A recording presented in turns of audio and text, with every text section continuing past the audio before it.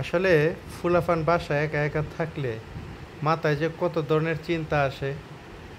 এই যে আমার ছেলে আদিল, আদিল এখানে ঘর বানাইছে, এলো টি টেবিল, এ হলো খাতা, আর উপরে হলো বিছনার চাদর, এইগুলা দিয়া এই যে তার একটা অফিস রুম তৈরি করছে।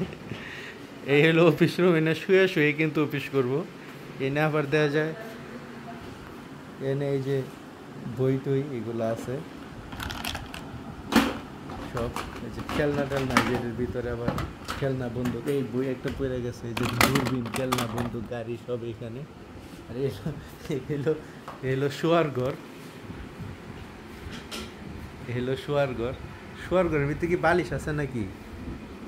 বালিশ ও বালিশ আছে। আবার আবার বেশি দরকার হলে কাপড় আছে। ও বেশি দরকার হইলে কাপড় আছে। আইডিয়া তো বেটা, এটা মারাত্মক আইডিয়া হইছে। তো ঠিক আছে, এই ঘর বানাইতে কতক্ষণ সময় লাগছে? 2 মিনিট। কারণ কি আজকে রাত্রে এনেই থাকবা? ঠিক আছে, আমরা নিচে তাই খেলাম ফ্লোরে। Bye bye, good night. Good morning.